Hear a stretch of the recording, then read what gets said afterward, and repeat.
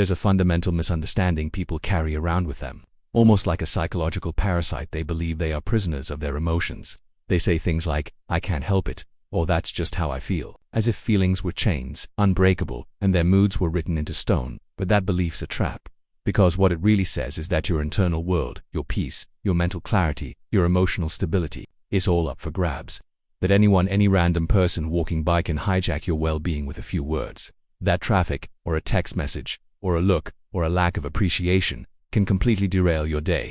And if that's true, if you really believe that, then it's not just people or events you've surrendered to, it's the belief that you don't have any say in how you feel. And that is a very dangerous place to operate from. Because here's the thing, when you surrender your emotional state to the external world, you've just made yourself a slave to chaos. And chaos doesn't care about your goals. It doesn't care about your peace. It certainly doesn't care about your potential. Chaos will provoke, test, and prod you every single day. And unless you voluntarily step into the discipline of self-governance, you stand up internally and say, "I choose how I respond," then you will always be reacting, like a puppet yanked by invisible strings. You won't live your life, you will survive it now. This isn't to suggest that emotions are irrelevant. Far from it.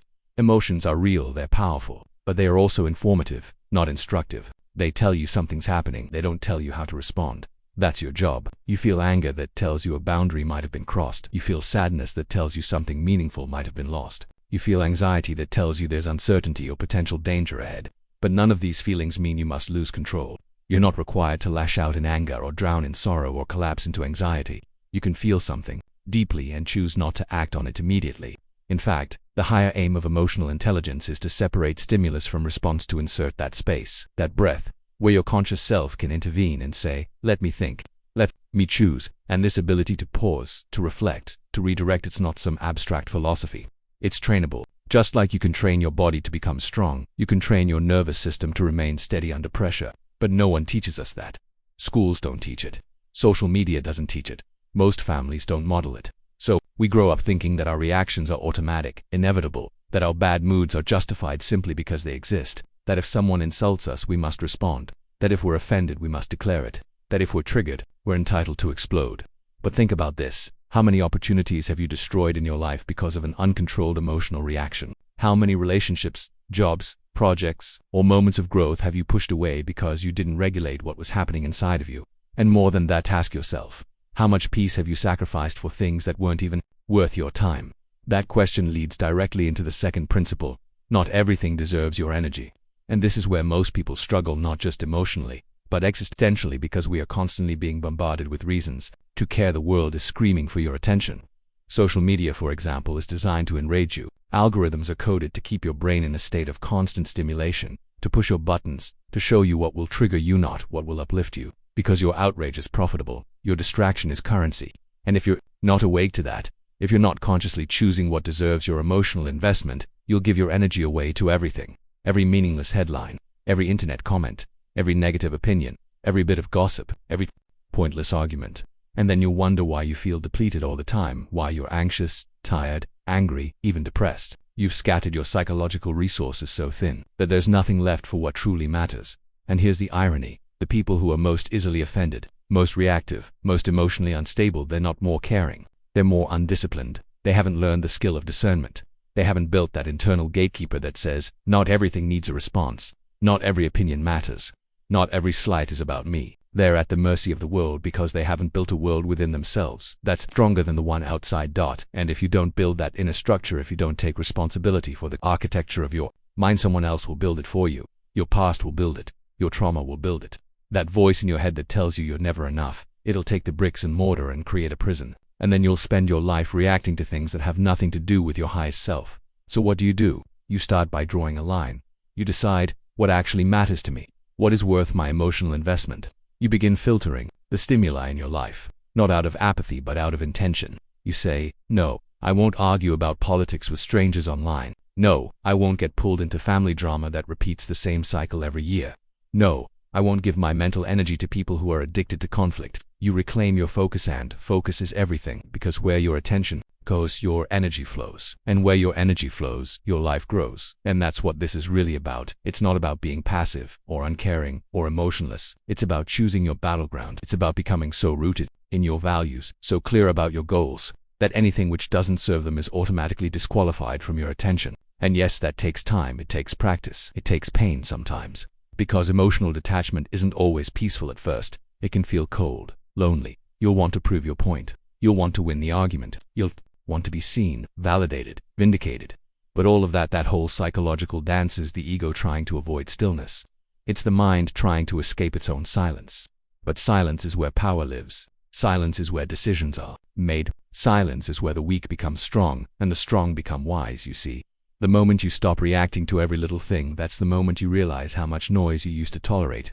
And in that realization, something shifts. You stop measuring your worth by how others treat you. You stop seeking attention as a substitute for self-respect. You stop explaining yourself to people who don't actually want to understand you. And in that stillness, you start building. Quietly, patiently, powerfully. You build confidence, you build skill, you build depth, you build resilience. And that's when people begin to notice, not because you're shouting louder, but because you've stopped shouting entirely. And here's a critical piece. When you learn to stop reacting, you start creating. Because you've freed up the energy that used to be wasted on defensiveness, on overthinking, on people-pleasing, and on emotional volatility. And with that energy, you can finally focus on the things that give your life meaning. Your work, your family, your mission, your growth, your peace. These are the things that deserve your energy. So next time someone tries to bait you into a useless argument, ask yourself, is this worth my growth? Next time your emotions flare up, pause, and say, am I reacting or am I choosing? And when the world tries to provoke you into being someone you're not, remember, you don't owe the world your peace, you owe yourself the discipline to protect it. And that's where the real transformation begins, not in controlling the world, but in mastering the one thing you've always had power over, yourself. There's something deeply misunderstood about the concept of detachment. When people hear the word, they often associate it with coldness, indifference, or a kind of numbness toward life. But that isn't detachment. That's avoidance. Real detachment isn't apathy, it's strength. It's clarity. It's the discipline to step back and say, I will not let this consume me. And in a world where people are chronically overstimulated, where every emotion is amplified by digital noise, where identity is often tied to victimhood, the ability to be healthily detached is not just rare, it's vital. You see, we've been conditioned to believe that if we care, we must suffer. That if something matters to us, we have to be emotionally entangled in it, constantly anxious or angry or heartbroken. But there's a higher form of caring, one that isn't built on over-identification, but on stability. You can love someone deeply and still walk away when your dignity is at risk. You can be fully invested in your goals and still accept failure without collapsing. You can fight for your beliefs and still be civil, still be centered. And that kind of strength, that quiet, firm, unwavering stability comes from detachment. Detachment doesn't mean you shut down emotionally. It means you create space between your emotions and your identity. You begin to see feelings as temporary currents, not fixed truths. You understand that how you feel in a moment is not necessarily a reflection of reality. It's a reflection of your interpretation, your state, your unresolved baggage. And so you stop letting those feelings dictate who you are or how you behave. That's powerful. That's maturity. You are no longer swept away by every internal storm. You begin to recognize that pain doesn't need to define you. Anger doesn't need to control you. And sadness doesn't need to drown you. They can be there, and you can still function. You can still decide. This kind of strength is hard-earned. It requires that you stop outsourcing your emotional well-being. It requires that you look inward and build something solid, something no one else can take away. And this is where detachment becomes liberation. Because once you stop making everything about you, you begin to see life more clearly. You stop taking everything so personally. That comment, that behavior, that silence, it's not always about, sometimes people are just projecting. Sometimes they're in pain. Sometimes they don't know how to communicate. And if you don't detach from your ego, you'll interpret every situation through the lens of offense. You'll bleed from wounds that were never even opened. You'll be in conflict with ghosts. So what's the alternative? You detach not to distance yourself from life, but to approach it more consciously. You detach so you can think clearly. You detach so you can act wisely. You detach so your energy isn't dictated by external events you cannot control. Because the truth is, you can't control how people treat you. You can't control the economy. You can't control who leaves or who stays. But you can control your response. And that response is everything. That response determines your peace, your relationships, your health, and your trajectory. Now, this brings us to something that most people never fully grasp until they've suffered enough. Your internal world determines the quality of your external life. People try to flip that equation all the time. They say, if I just get the promotion, I'll feel secure. If I find the right person, I'll be happy. If people respect me, I'll finally be at peace. But it doesn't work like that, because even when you get those things, if your internal world is chaotic, if your mind is full of resentment, insecurity, self-doubt, or unprocessed pain, those external achievements will not bring fulfillment. They'll bring temporary relief at best, followed by the same internal emptiness. And it's not your fault that you were taught to believe that happiness comes from the outside. That's what society teaches. That's what advertising teaches. It's what most people model, but it's false. Real peace comes from order within. It comes from learning how to manage your thoughts, how to examine them, challenge them, redirect them. It comes from developing the ability to calm yourself when life gets loud, to step back and ask, is this worth my energy? Is this even true? Am I creating more suffering than the situation itself actually contains? And that's a question worth sitting with. Am I amplifying my own suffering? Because often we are. We take a minor setback and turn it into a catastrophe with our thinking. We interpret someone's disinterest as proof of our unworthiness. We obsess over scenarios that haven't happened. We spiral. And it's not because life is inherently overwhelming, it's because we haven't learned how to regulate the stories we tell ourselves about life. You don't need to control the world to be at peace. You just need to control how you interpret it. You need to stop giving away your mental space to things that don't serve your growth. And that begins with boundaries. Boundaries in your mind. Boundaries around your focus. Boundaries around your time. Not everything is worthy of your attention. Not everyone deserves access to your nervous system. And the moment you realize that truth, internalize it, is the moment you start to reclaim your power. But let's not sugarcoat this. Developing this kind of detachment and internal control is not easy. It means facing the parts of you that still crave validation, that still want to be right, that still want to be seen, understood, applauded. It means letting go of the need to win every argument, letting go of the compulsion to defend yourself to people who are committed to misunderstanding you. It means walking away when every fiber in your being wants to explain. That's hard. That takes restraint. It takes courage. It takes a higher allegiance to your own peace than to your temporary pride. Because ultimately, if you don't control your inner world, the outer world will do it for you. And that's a recipe for chaos. That's how you end up constantly on edge, reactive, drained. That's how you end up living someone else's life, chasing approval, avoiding disapproval, caught in cycles of performance. But when you build that internal fortress, when your thoughts, emotions, and actions are aligned with intentions, then the world loses its grip on you. It can provoke, but it can't penetrate. It can test you, but it can't topple you, because you're no longer just reacting, you're choosing. And that's freedom. So many people wake up every day and immediately surrender their emotional state to the outside world. The moment they open their eyes, they check their phones, they read the news, they scroll through curated lives, and they absorb all of that. And before they've even brushed their teeth, their mood has been hijacked. But what if you didn't do that? What if instead, you began the day by tuning in, by asking, what do I want to focus on today? What energy do I want to cultivate? What thoughts do I want to nurture? That's a radically different approach to life. That's taking responsibility for your state. That's living deliberately. And when you live like that, when you become a steward of your own mind, you begin to experience a deeper kind of peace. Not the surface level peace that comes from avoidance or external validation, but the grounded peace that comes from alignment. You stop needing constant reassurance. You stop chasing conflict as a form of connection. You stop reacting to every provocation like a puppet. You start living with depth, with purpose, with a calm that confuses people who are still trapped in cycles of reactivity. It's not about being perfect. You'll still feel things. You'll still be triggered sometimes. You'll still have moments where your emotions flare up. But now, you'll have the tools to pause, to examine, to choose a different response. And over time, those moments become fewer, and your control becomes stronger. And that control, it's not rigid. It's not about suppressing or denying your emotions. It's about directing them, harnessing them, channeling them into something meaningful. That's what mastery looks like. That's what real strength is. So many people confuse loudness with power. They think that being aggressive or reactive means they're strong, but true strength is quiet. True strength is the man or woman who can sit in a storm and not be moved, who can feel anger and choose not to lash out, who can feel sadness and still show up, who can feel fear and still move forward. That's courage. That's resilience. That's what changes lives, not the noise, but the discipline underneath the noise. And that discipline, it grows with every moment you choose not to react. Every time you walk away instead of arguing. Every time you take a breath instead of sending that angry message. Every time you choose to protect your energy instead of proving your point. Those moments, they're not small, they're seismic, because they're building something in you. Something unshakable, something permanent, something that cannot be taken away by circumstance or opinion or rejection. And once you have that, once you've built it, to realize you don't need to win arguments. You don't need to be liked by everyone. You don't need to control how others see you, because you've already won where it matters most. Inside, peace is not something that simply arrives one morning, wrapped neatly, waiting for you to unwrap it like a gift from the universe. It isn't accidental. It's not inherited. And it's certainly not owed to you just because you desire it. Peace is earned. It's forged in the fires of discipline, reflection, and restraint.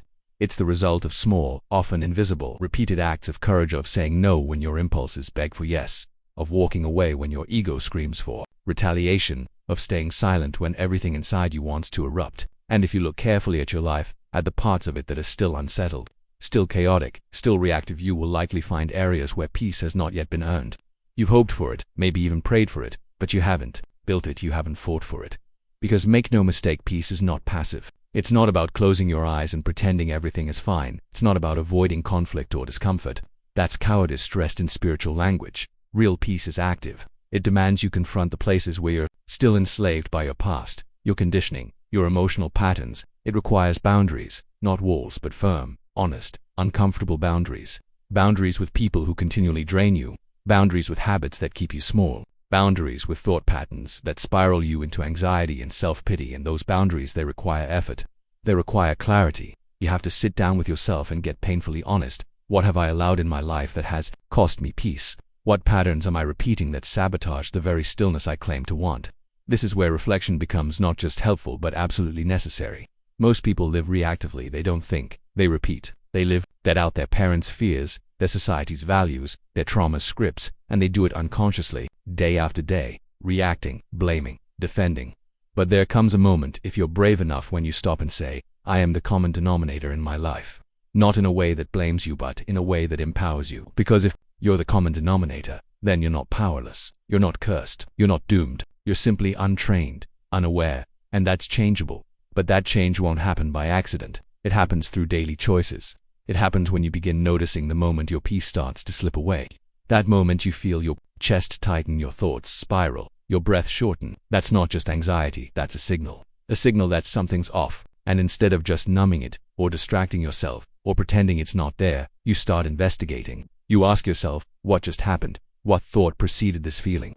What belief am I holding that's making this situation feel unbearable? And more importantly, what part of me is still unhealed that this moment is touching? See, most people don't want peace. They want comfort, and those two are not the same. Comfort is what you get when you avoid. Peace is what you earn when you confront. Comfort sedates, peace liberates, and liberation that doesn't come cheap. It costs you your illusions. It costs you your attachment to being right. It costs you your victim narratives. It costs you the need to be constantly validated. It costs you the fantasy that people will change if you just explain yourself one more time. And when you give up those things, when you lay them down not with bitterness but with clarity, you make space. And in that space, peace begins to grow. But here's what makes that difficult. To truly earn peace, you have to be willing to be misunderstood. You have to be okay with people not liking your boundaries. You have to be okay with people accusing you of being cold, distant, selfish even, though you know you're simply protecting what took you years to build, your sanity. And that's hard. Because we're wired for belonging. We want to be liked. We want to be seen as good, kind, generous. But sometimes, being kind to yourself will look like cruelty to others. Sometimes, protecting your energy will mean disappointing people. And if your peace is still tied to the approval of others, you'll sacrifice it every time. So you train yourself, slowly, repetitively, deliberately. You train yourself to notice what costs you your calm and you remove it. You unfollow accounts that constantly trigger comparison. You stop engaging in conversations that lead nowhere. You start saying no to invitations that leave you drained. And more than that, you begin to discipline your own mind. Because the truth is, it's not always the world that's robbing you of peace. It's often your own thinking, your over-analyzing, your catastrophizing, your unwillingness to let go. So you learn to intervene in your own mental chaos. You catch yourself mid-thought and redirect. You replace assumptions with inquiry. You stop trying to control people and start trying to understand yourself. This is the foundation. And once it's there, something extraordinary begins to happen. You begin to realize that you are bigger than the noise.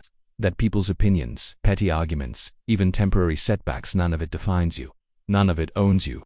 But you only realize that when you stop giving it so much importance, when you stop placing your worth in the hands of people who don't know how to value you, when you stop mistaking noise for significance, that's when you step into your power. Because for so long you've likely been told that your value is external, that it's in your job, your appearance, your success, your relationships. And as long as you believe that, you will be vulnerable to anything that threatens those things. You'll crumble when criticized. You'll overreact when rejected. You'll overcompensate when unnoticed. But if you begin to build a sense of self that is internal, rooted, unshakable, then none of that noise can move you. Not because you've become numb, but because you've become anchored. And anchoring doesn't happen in the spotlight. It doesn't happen on stages or social media or in moments of applause. It happens in quiet rooms. It happens in the way you speak to yourself after you fail. in the way you carry yourself when no one is watching, in the decisions you make when they cost you, in the conversations you avoid because they lead you back into chaos. That's where strength is built. That's where identity is formed, not in performance, but in integrity. And that integrity, that inner congruence, it becomes your compass. So when the world gets loud, when opinions swirl, when pressure mounts, you return to it. You say, who am I beneath the noise? What matters when no one's clapping? What is true for me, even if it's unpopular? And from that place, you act, not from fear, not from reactivity, but from clarity. This clarity, it grows the more you resist the pull of noise, and noise is everywhere. It's in the person who tries to bait you into an argument. It's in the comment section.